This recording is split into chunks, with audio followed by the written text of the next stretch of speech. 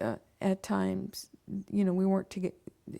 They were separate meetings, but they both sat across the table from me and cried and said, "I don't know what you got, but I want it."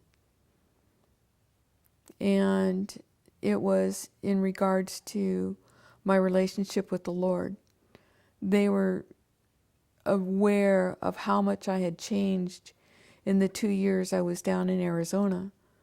So it was the spiritual school of hard knocks, I'll tell you, down in Arizona. It was really, really hard. Things did get better for me financially when I moved back to Washington. But down in Arizona, it was rough. And so it turned out to be real good. When I came up here, it ended that difficultness. But I learned how to live with. I always learned how to live within my means. You just got to change them.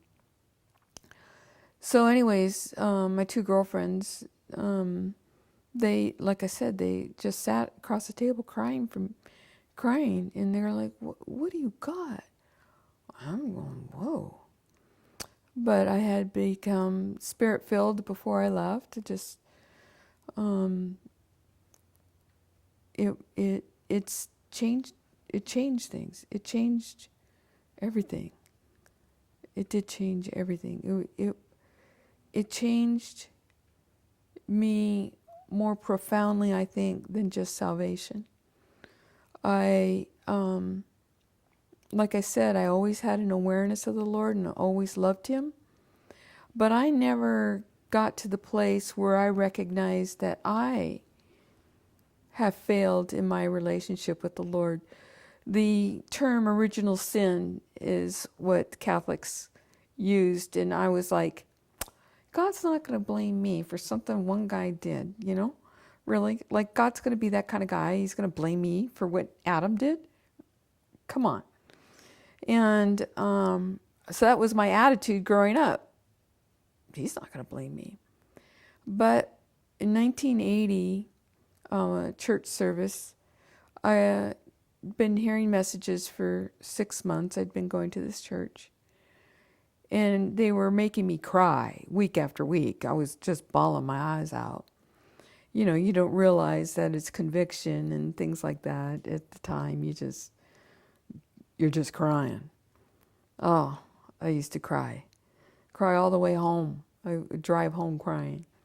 Anyways, this one Sunday, and it was the first Sunday of December in 1980. I think it's the 5th. I can't remember.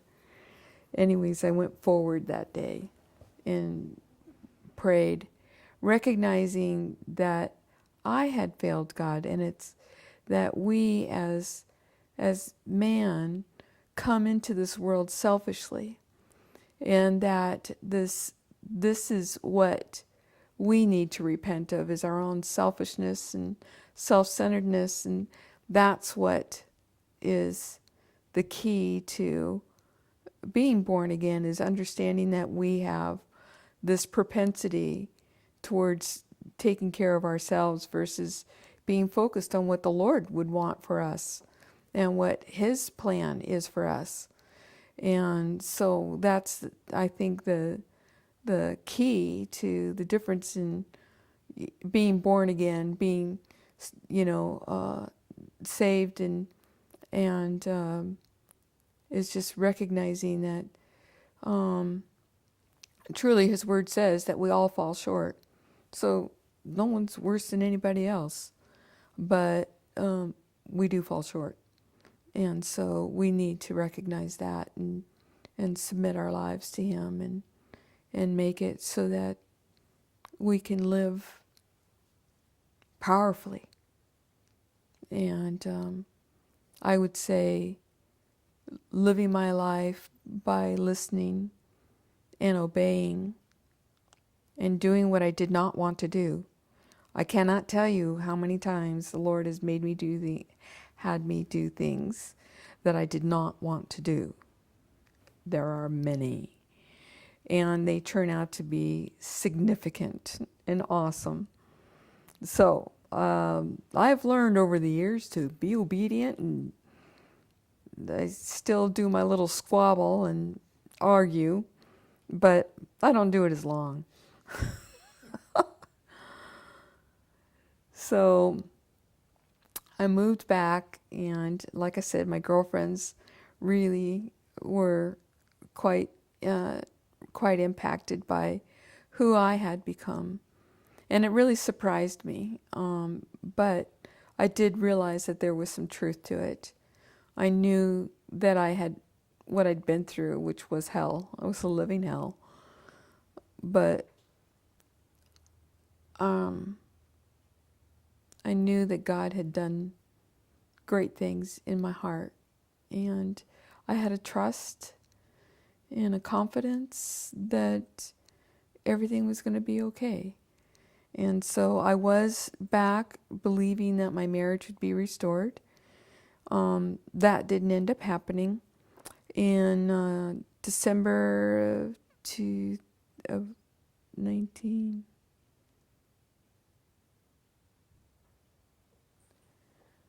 whatever. Does it really matter? 19...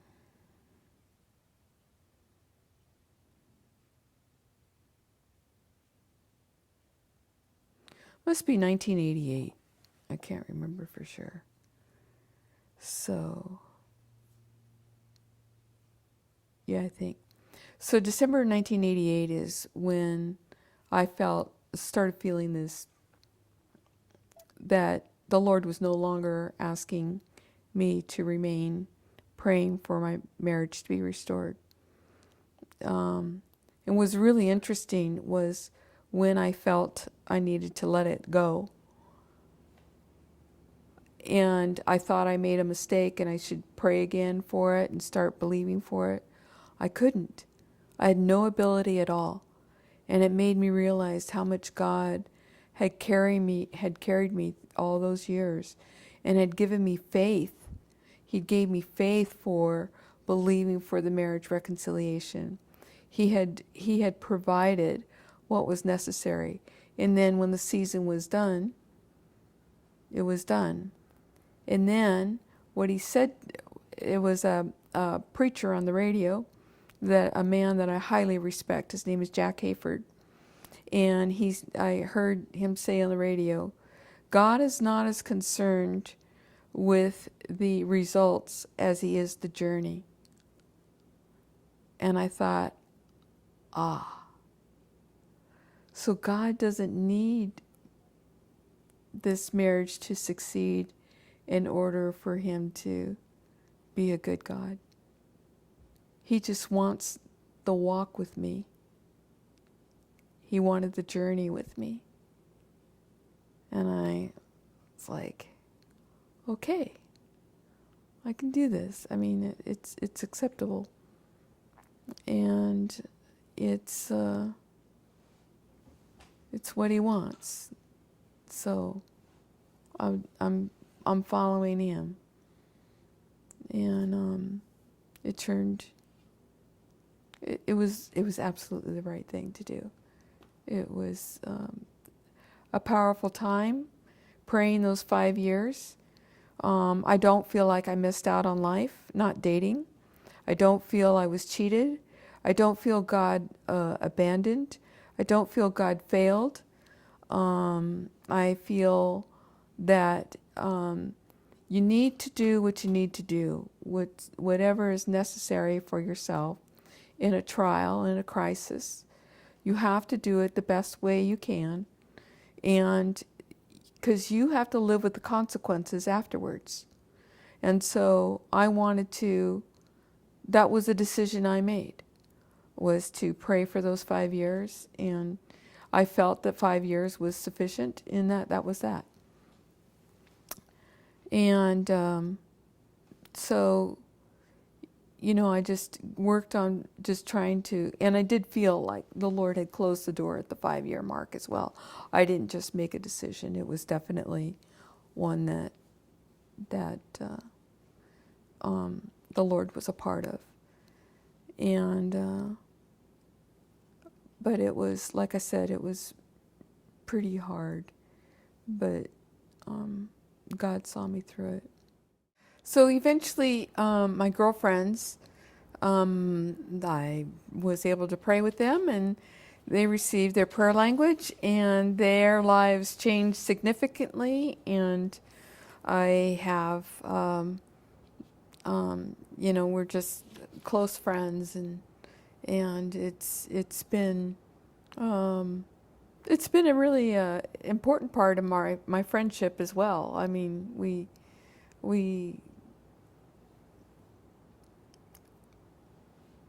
we value that time together where they received their prayer language, and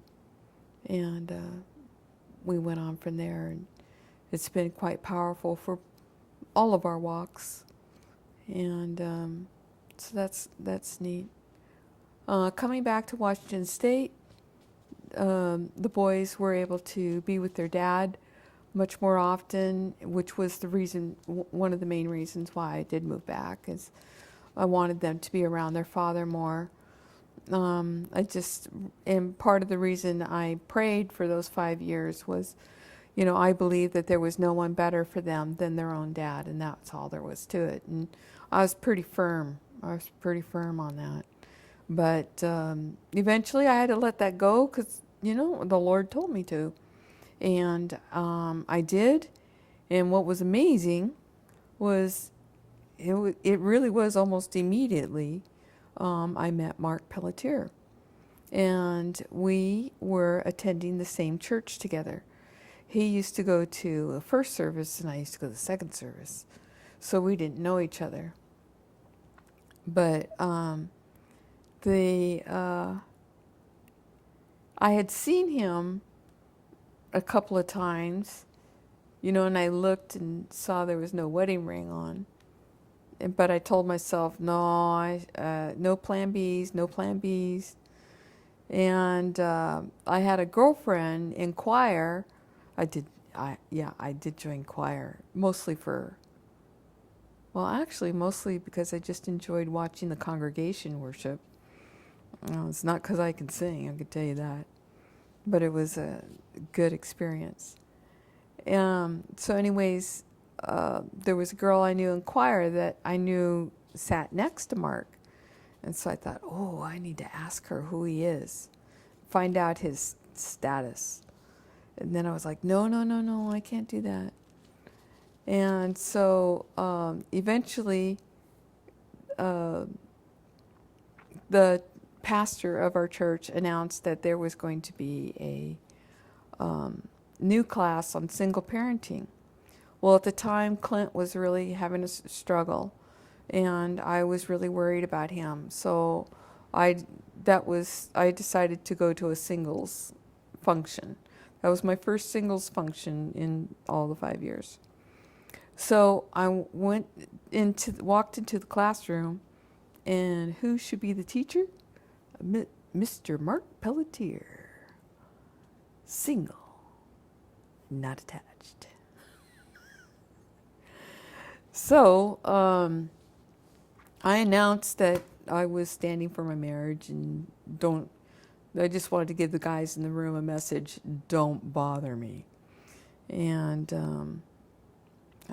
I do have to say, I was thinner then, and quite attractive. Yes. So, I had to watch myself.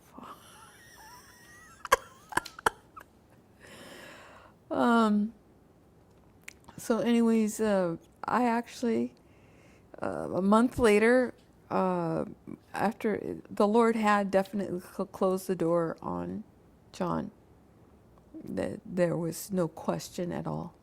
The door was closed. And so I told my pastor what was going on, and my pastor was in agreement with me. And so then, after before a Sunday school class, you want me to tell this story, don't you? Before a Sunday school class, um, I ended up over at the classroom with Mark alone. And my birthday was coming up, and I'd been going out to birthdays with my girlfriends, and I was like really tired of seeing girlfriends. And I thought, I'm ready for some manhood, let's see. So Mark and I are standing waiting for the door to be opened or something. And I said, well, I have a question to ask you. And apparently Mark was thinking, oh, great, because he's a professional counselor. Oh, great, she's going to want me to be counseling her kids. And he's just, thinking, yeah, I'm not doing this and stuff like that. And so I said, and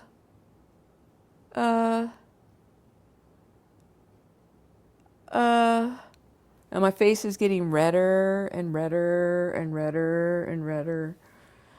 And I said, what are you doing on, I don't remember what night, Monday night? And Mark was like, what? And I said, I wanted to find out if you would like to go to the movies for my birthday. And I had to make sure it was something I had money for, because I figured I had asked and I had to pay for it. And that was, I was screaming trying to figure that one out. I was like, yikes. And so then Mark was a little startled because it wasn't the question he was anticipating, but deeply flattered.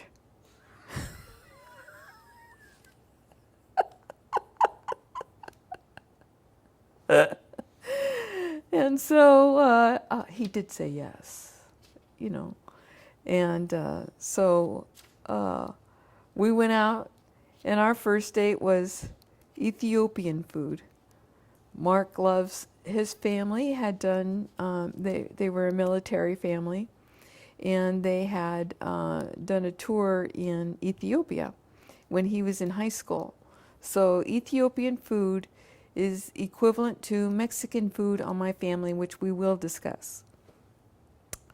So,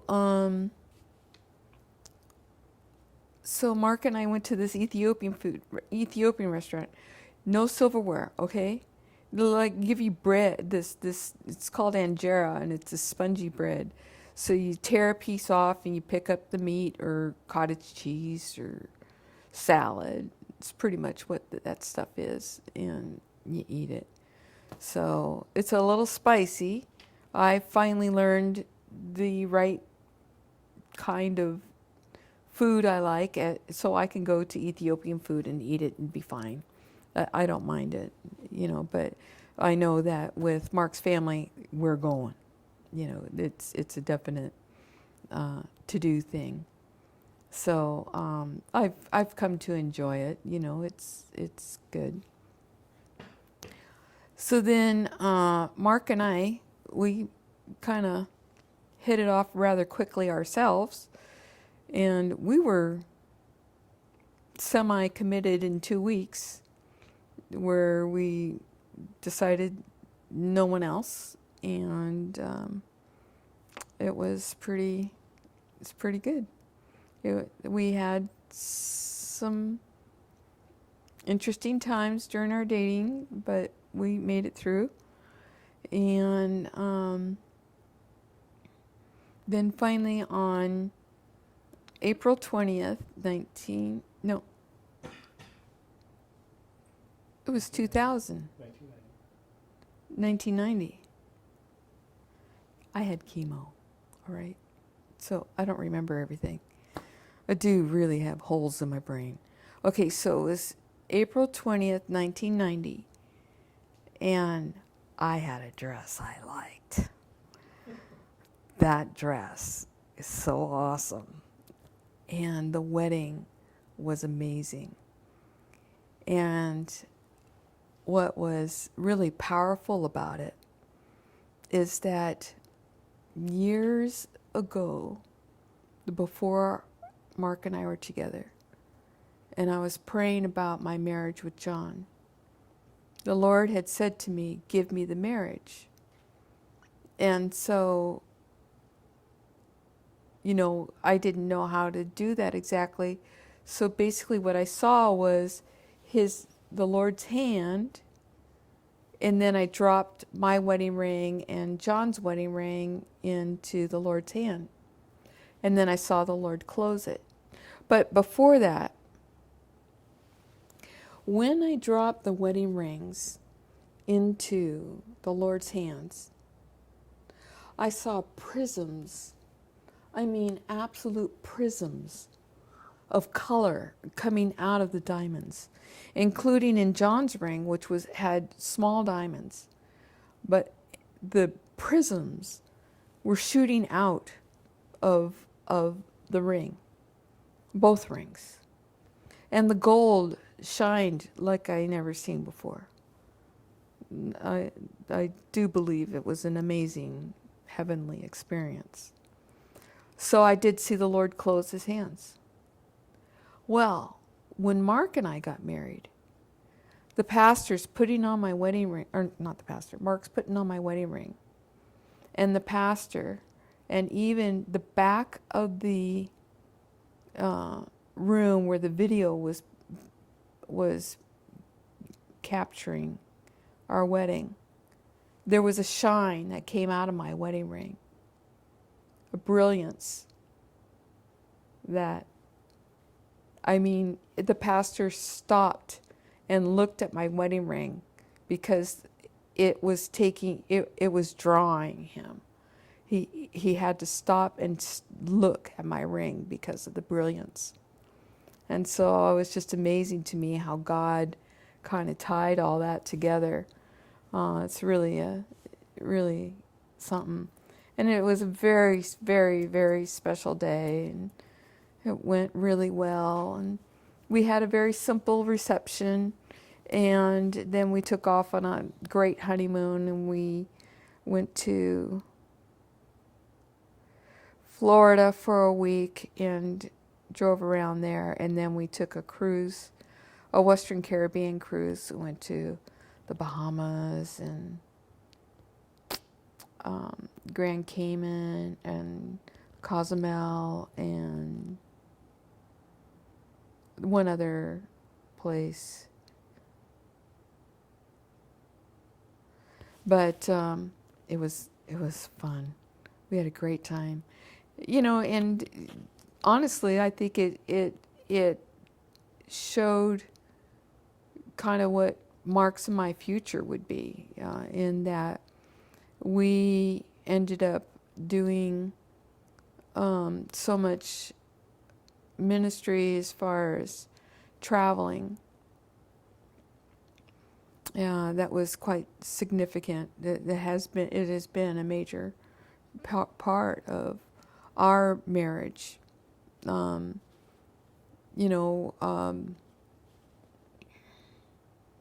The kids were pretty much out of the house.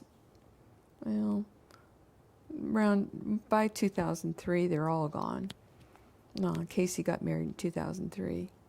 So we've been without children around for quite a while now, and it's been nice. I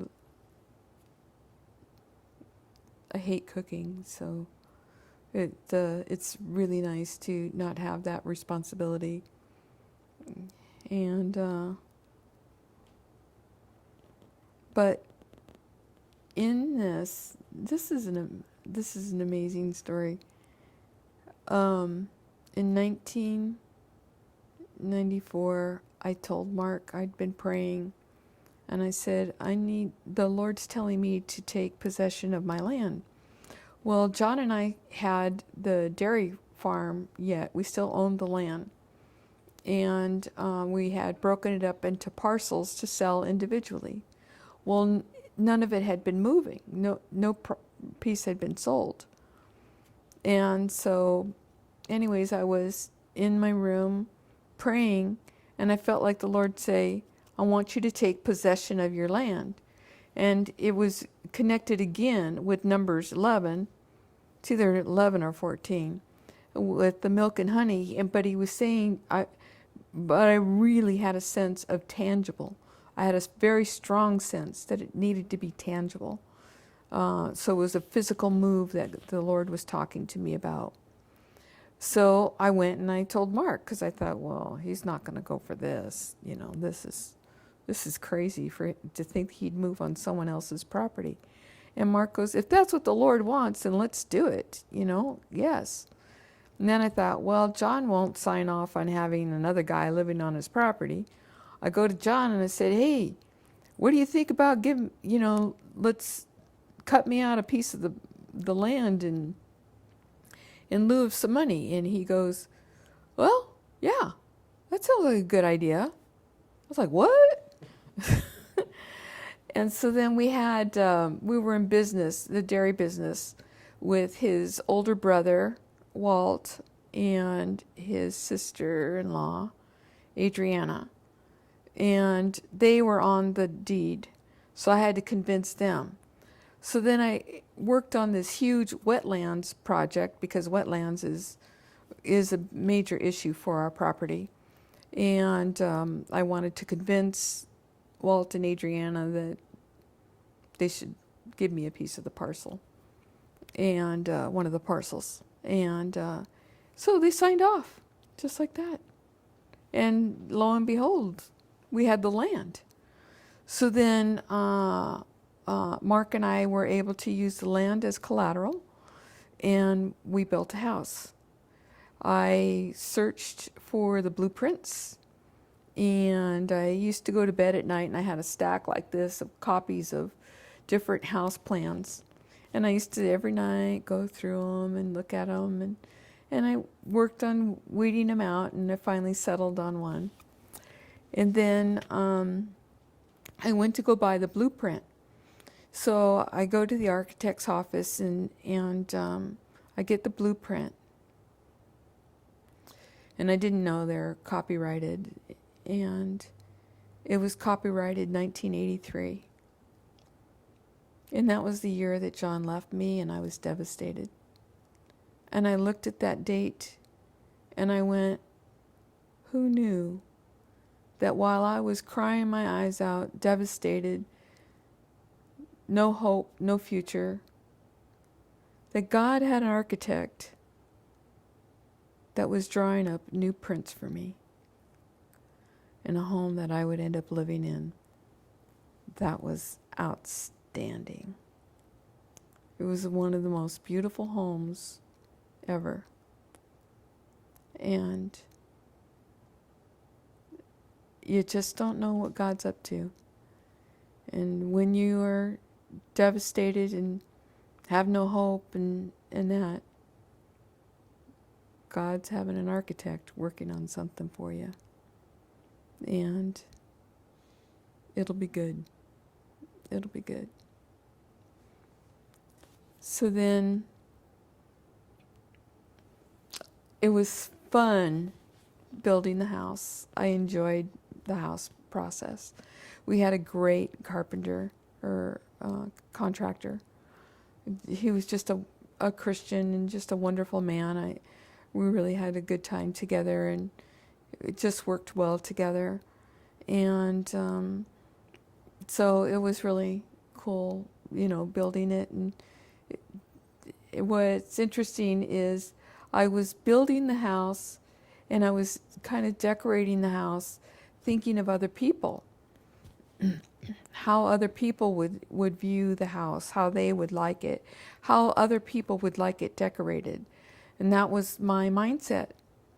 And one time I went shopping with Arlene, my girlfriend, and we've been friends for over 30 years. We celebrated our 30th birthday in every decade together so far.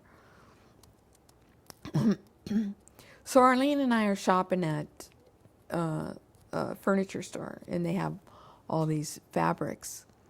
And while she's looking at stuff, I go over to the fabrics, and I'm just absolutely drooling over they're basically primary color fabrics. They're jewel tones. I'm just drooling all over them. I'm just, oh, this is so beautiful. This is so awesome. I could never do this. I couldn't do this. And so the salesperson comes over and, wants to help me out because after all, I'm desperate. I'm looking at fabrics. And so I said, no, I'm not buying anything. I'm just looking at them. I said, oh, I just love these colors. There's no way I could wear them. I'm not wear them, but there's no way I could, use them in my home. And the woman looks at me and she says, will you look at what you're wearing? And I had like a red t-shirt top on with a purple sweater and a scarf with a bunch of prints on it, And she goes, you wear the color, jewel tones. You wear it. So why can't you live in it? And I was like, wow, revelation. I think I'd like to. And so then I got a red couch. So I then started realizing that I was trying to decorate and do for other people my own home, when really it's my home. And it should be done my way, according to who I am.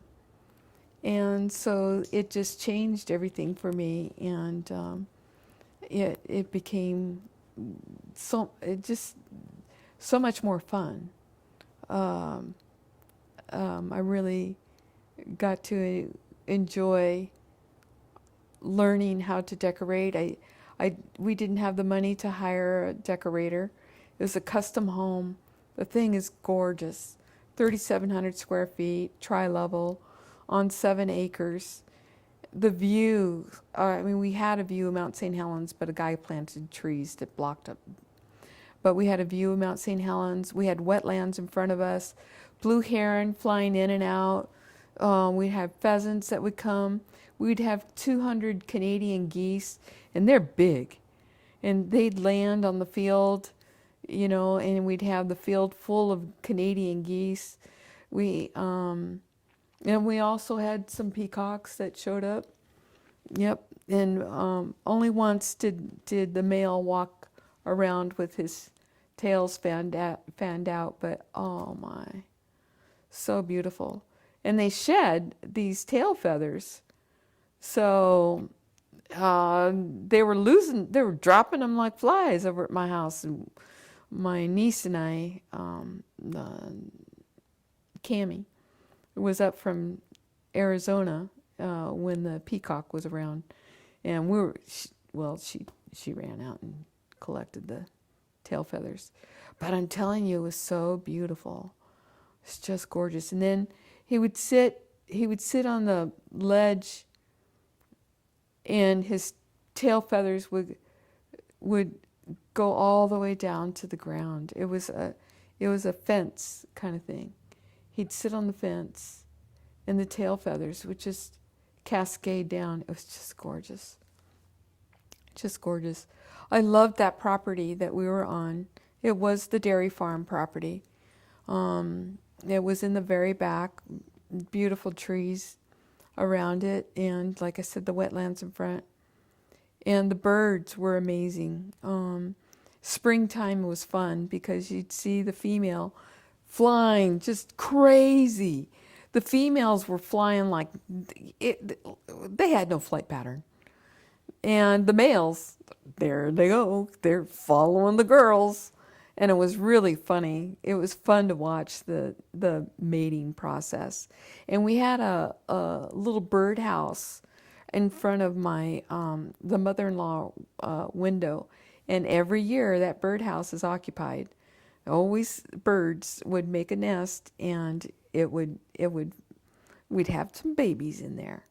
It was pretty cool. It was entertaining for all of us, that little birdhouse.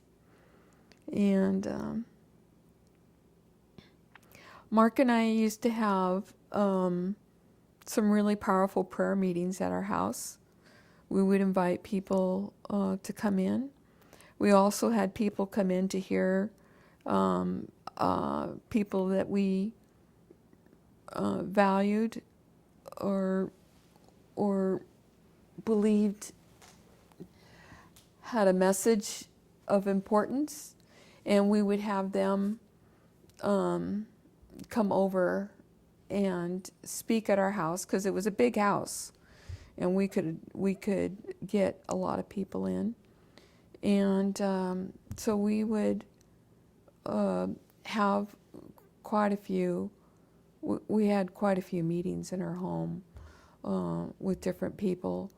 We were very committed to praying for our community, believing that God would make a change in Clark County. And we were just joining with other believers and just praying for the community. We also had put on some conferences where we had different people, like from Zimbabwe and Australia and Ireland, come and speak. So we, Mark's more the head of that kind of stuff. He's the one that puts stuff like that together, but it was quite amazing. When I talk about the significance of the house that we built, before we built the house, I had fasted and prayed. And I was worried about, the cost of building the house and all that was involved. And I was afraid, that this might not be the right choice for us. And so, like I said, I fasted and prayed.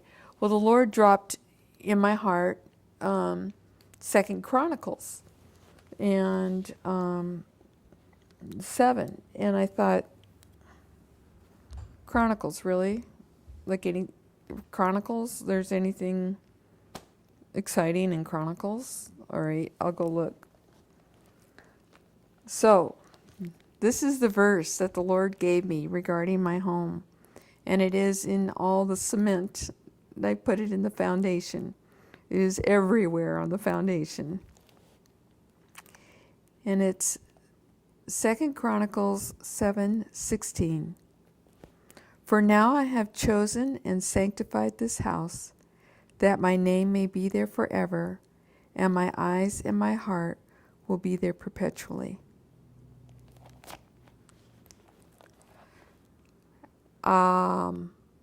That took my breath away. It really was profound to me. I mean, what a blessing to have over your home. And so we put it in the foundation all over the house, and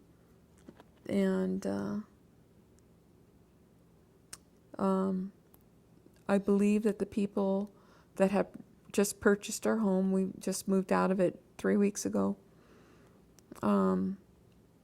that purchased our home, and believing that they're blessed and they will have a happy life, and that the Lord will remain. I'm believing that the Lord remains with that house and the family that's in it. And if they don't know the Lord, that they will know Him. And this is my Bible. I use this Bible all the time. Mark gave it to me when we were engaged in 1990. And I've never wanted another Bible since.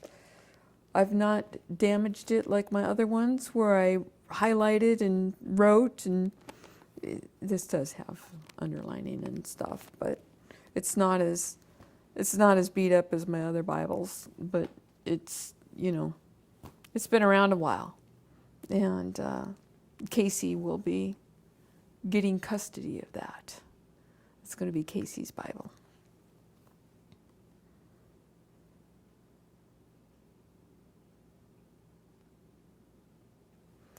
So I guess the next thing would be the sudden arrival of international travel that came into my life. Growing up, I can't tell you that I had an interest in international travel. Basically, my family was lower upper class. I think that's about the level we were. We were in the bottom tier. You know, my friends were middle class, but I was, you know, things were poverty. Things were pretty tight. My mom had 4 of us kids, and my dad didn't pay child support. And he was in and out. You know, he wasn't providing income. And so my mom had a tough job. She was, she had a tough job with, you know, managing 4 kids and trying to work and that. So kudos to her for, you know, she did the best she could. So anyways, in 2000 was the year that Mark and I traveled internationally for the first time. Mark had traveled internationally all his life, but I hadn't. So I was really afraid. What's really funny is we wound up going to England that year, and we went to Buenos Aires, Argentina. And I was more afraid of going to England than I was to go to Buenos Aires. And it was because of going across the water. Because I decided that England is an island. We're an island, kind of. They could move. And I was like, I'm not sure that I'm going to make it back, you know? So that was illogical thinking, I'm pretty sure. But it was a fear I had. It was like, they're going to move and I won't get back to my home. England was the first trip we made. We made that in June. And we made that to go see a friend that Mark had made in England. And him and his wife, Paul and Sue Bridle, have turned into our best friends. We walk through life together. We are best friends. And our best friends live in England.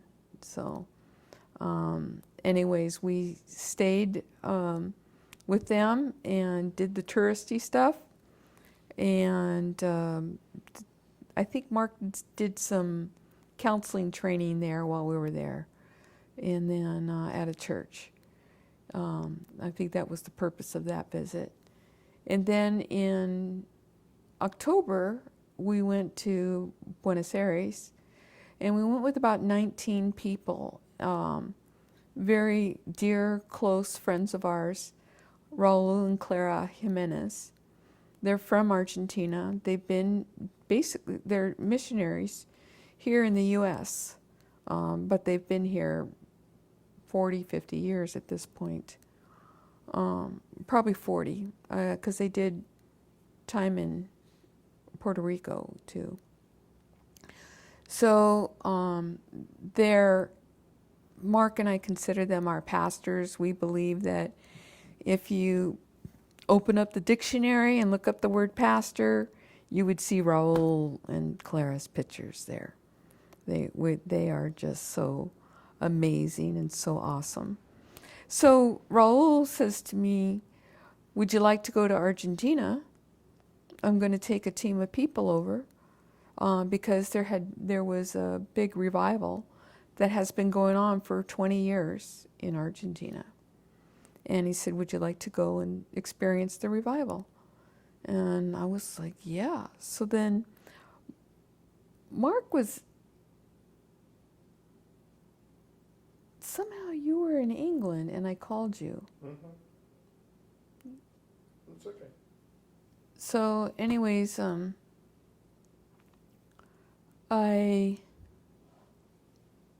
we set up going to Argentina with a team of people. It turned out to be one of the most profound events in our lives. It was really exceptional.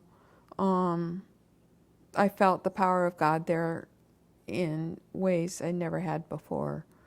Had amazing experiences while there. It was, we were there for, I think, at least 10 days.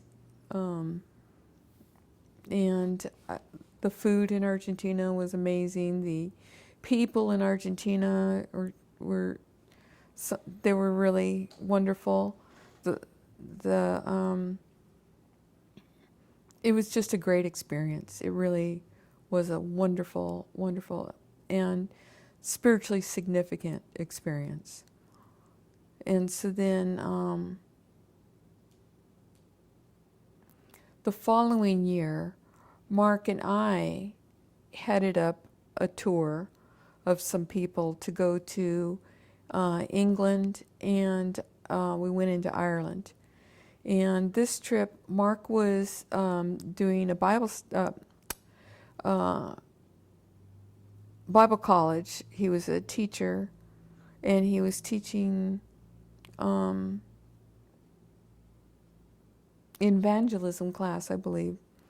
And I don't know, they decided that they should go to England. And this classroom. And so we took about 9 people that came with us, and we went to England, Wales, and then we went into Ireland, and then into Northern Ireland. And it was on that trip that I had probably one of the most amazing experiences. I don't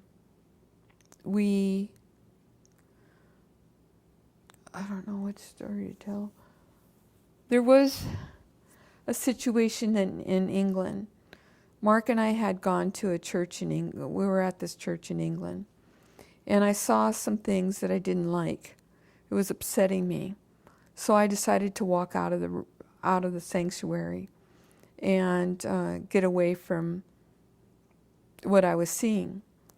And I wound up in this room where it was handicapped people. And they were doing church for these handicapped people. I was absolutely fascinated by it. And they had these toy, like flutes and guitars and stuff, and they'd have them go up and do worship. You know, playing the flute or strumming the guitar, plastic guitar, and they were so happy. They were doing worship, and it was just an exciting thing to watch. It was just beautiful. And so I just sat there and watched the leaders, guide them through the service and stuff. And it was really, like I said, it was really pretty cool. So anyways, we end up leaving that church and go on our ways. And so, like I said, eventually we wound up in Ireland. Well, in Ireland, there was a couple that really wanted to go to the Northern Ireland, to go see a friend that was doing some ministry in the north. And so Mark was like, let's go to the north. And I was one of the primary drivers. And I was like, I'm so tired. I can't do it. No. And then Mark goes, well, this is the closest to Northern Ireland you've ever been. And I went, yeah, he's got a point there. Yeah. I won't get any closer unless I make a move towards it. And so I decided to go ahead and drive to Northern Ireland, take these people. So we drive up to, it's a Christian Renewal Center. So it's a big retreat center, is where these people were staying. So we go up there, and I am like dead dog tired. I am so tired. This is a funny story. We went in to pull into the Minute Mart, I wanted a sandwich. It was 8 in, and I wanted a sandwich. The time change and everything really messed me up. So I pull into this gas station Minute Mart thing. And the driver's side's on the passenger side, and the passenger is on the driver's side. So I pull up, and then Mark goes and he shifts the gear into park. And I look at him and I'm like, who's the driver here? You know? But you don't even think about it because, you know, you're in the driver's seat, so put it in drive, put it in park. So that was hilarious, you know. We were all laughing about how, you know, just the changes in culture. And I got a sandwich and chips, I can guarantee, and coffee because I was crawling. I don't drink coffee normally, but I was crawling, so I needed help. And anyway, so we're at the renewal center, and they all take off to go do the tour thing. This building is big, and I'm thinking, no way are you getting me out of this chair. So I was like, I'm camped here and I'm not going anywhere. Well, there was an old guy sitting next to, you know, I think he was like next to me or something. There was an old guy kind of next to me, and so then I started telling him, you know, yeah, we just drove up from Dublin area and I was really tired and doing the jet lag thing and stuff like that. And then I thought I should tell him that story about the handicapped church. So I tell him the story about what I experienced in England at this church. Little did I know that he works with handicapped people. He worked in the South. God brought someone from Vancouver, Washington, over to London, England, to observe the handicapped church, to go over to Northern Ireland, to tell the guy the story about how to do a handicapped church. Now that's the extravagance of God. That is extravagance of God. And God does things like that all the time.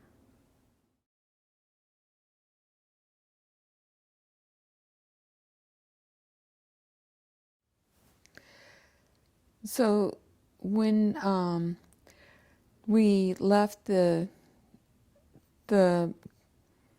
Christian Renewal Center up in Northern Ireland, we went back south down to Dublin area, and Mark was wanting to go to a dinner show at a pub. And he told me, I'm going to this show tonight. And I was really, really tired. And I didn't want to go. And he says, well, this is, you know, here you are in Ireland. You need to take advantage of where we're at. And I went, you know, he's right. I was really tired. And I thought, I'll just have to sleep later. So I went with him to this pub. And it had a dinner show, and they had dancing, and they had singing. You know, Irish do a lot of ballads and things like that. And so it had an Irish meal. I had Guinness for the very first time. I liked it. It was really good. But Murphy's is better than Guinness. You get Murphy's down in Cork. So, but